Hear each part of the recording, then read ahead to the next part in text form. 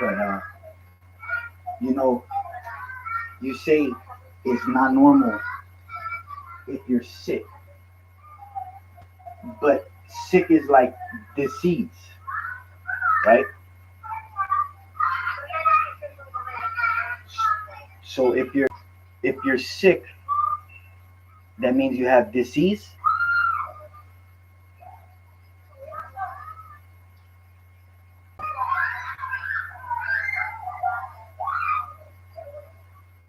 You see, I feel electricity. That's why you see me like this. That's why you feel that with me. You, you felt that with people before? Have you felt that with people before?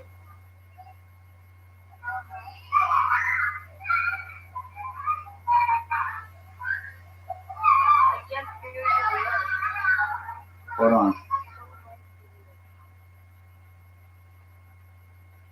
In life, it's just two things.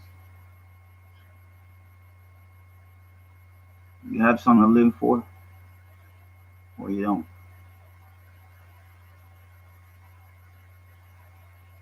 But no matter what,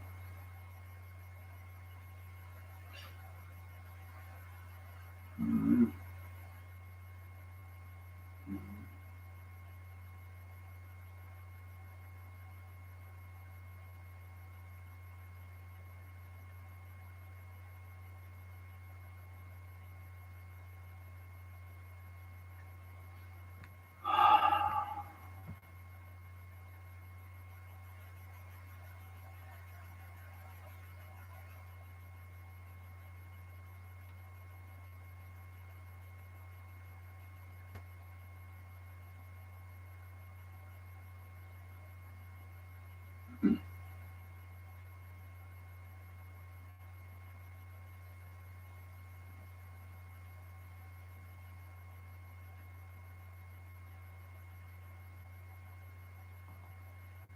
There's a 32-degree arc in one of the rooms that I have in the house, and it's around the room, so it makes the top of the room like a dome.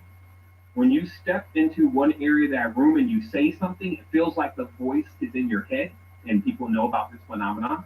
And if you sit in a certain area in the room, whatever you're saying, it goes almost right into the person's mind. Audibly, we can't hear it, even though you're saying it audibly, but the person sitting over there can hear it, and it's like it's reverberating in their head. So the reason why I'm bringing this up is those are rules of the matrix. That degree, no matter where we build that same kind of room, it's always going to do that same kind of thing. But it's not something generally known. I think Lex Cathedrals was the only book that really thought out how this geometry that's going on in these cathedrals is creating different types of aspects of life and feelings, mood, frequencies, all sorts of stuff, right? So, in a nutshell, in the real matrix, you have these kind of components like the geometry and the beehive and all that kind of stuff that can give you some real information. My name is Smile because all I do is smile.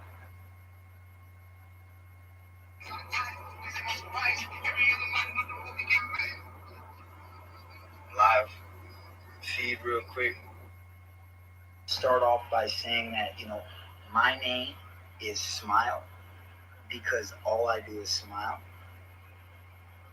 Because all I know is happiness. It is. But I Entirely different understanding about what its whole purpose was and our connection to it. And because of that, there became a time where that knowledge started to be documented, right? And these, of course, became like our first spiritual books and books of learning. However, the original text of the Matrix is the Kabbalah, meaning that it's actually not supposed to be pronounced verbally, or excuse me, it's not supposed to be written. It's supposed to be pronounced to a person verbally. So this word Kabbalah actually means it means oral resuscitation, meaning oral that I'm going to tell you the secret, and then you're going to, if you ever give it to somebody, you're going to tell it to them. But we're never going to write it down, and that's really what a Kabbalah is. Is that it's like you can imagine this. It's like from one to the Grandmaster's son. He's going to teach that to him verbally, and there's going to be little, if anything, to actually write down. So when we start writing things down, this also lets that kind of knowledge accessible to people who didn't have the ability to comprehend what they were reading or studying. So when a lot of these places, like the Library of Alexandria, Kemet itself, Angkor Wat, these kind of places were overthrown, a lot of their information and documentation of what they discovered about the real matrix was laid bare to groups that didn't have the same intentions in mind to stay connected, but in many respects to create another one that they could become the rulers and gods in fact, that they could become nature. Okay, and this is what you actually find in a lot of the terminology in maritime law, the Queen of England, and all this stuff. Is all these people are just trying to be canary. They want to be the ocean because that's where all life comes from.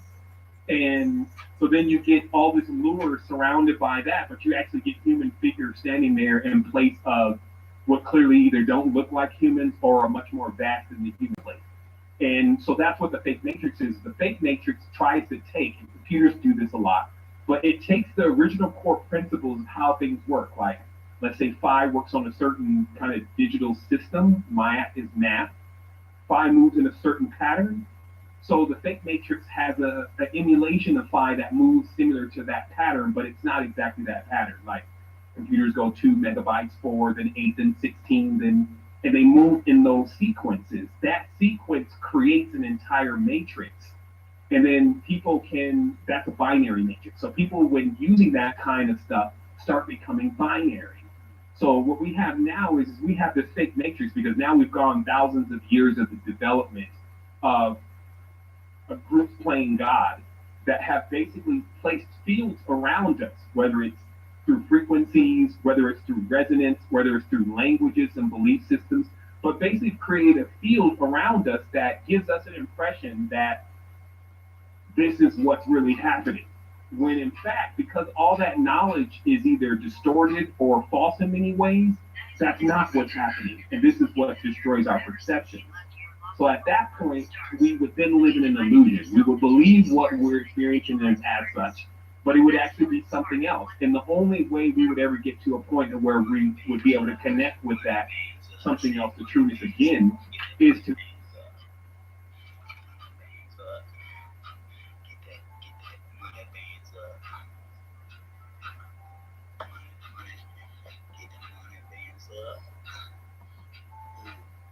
real matrix and then start learning the keys and the codes that have been presented in that world.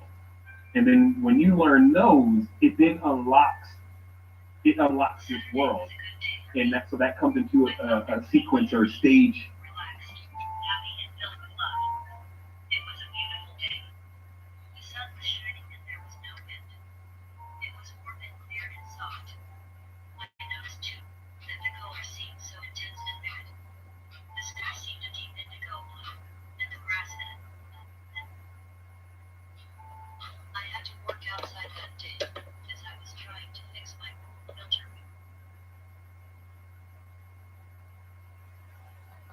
To where basically you don't see the GUI anymore. You don't see the framework that is over the real matrix. Like you don't see trees the same way trees look to everybody. You don't see animals the same way animals look to everybody. You actually see a much more grander form that gives you the awareness of what you're truly looking at. So unlocking yourself. So first getting out of the fake matrix, which takes deprogramming yourself. Then taking the lessons from the real matrix so that way you can develop a blueprint or reestablish the blueprint within inside your consciousness, because that's what's going to allow you to, even if something seems puzzling to you, with a blueprint you can figure it out. Like you say, as above, so below. If it's true, you'll find a connection to it somewhere else. So you become very proficient after you learn from the real matrix about how to set up a blueprint that gives you an idea of things and allows you to be able to explore the realms that are unknown. And those are, of course, the realms of yourself and the parts of your own consciousness that you haven't really brought to the forefront in a while. Yeah, that's awesome. And yeah, I'm pretty sure I heard all that on the NBC night.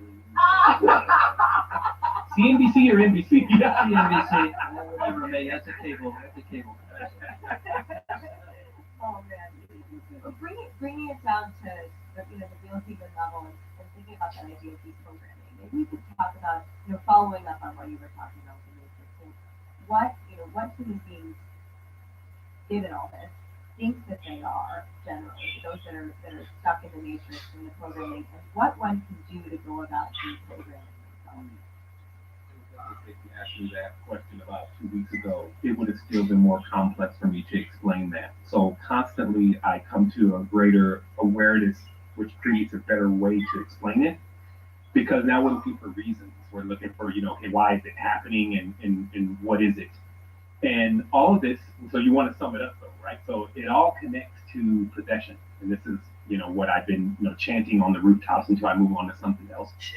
But it's basically centered around this process that we go through where we try to identify ourselves as the creator of something. I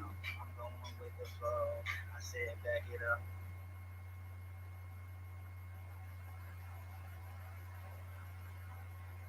Go. She's 30 seconds like a pop, lock and roll. Ooh, I'm already rolling. You know that. Been doing it since, I don't know, '03. Yeah, when we were 13.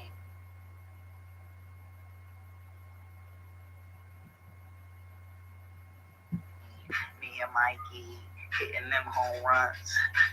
And then skipping school, selling sacks, $5 a piece, nickel lip.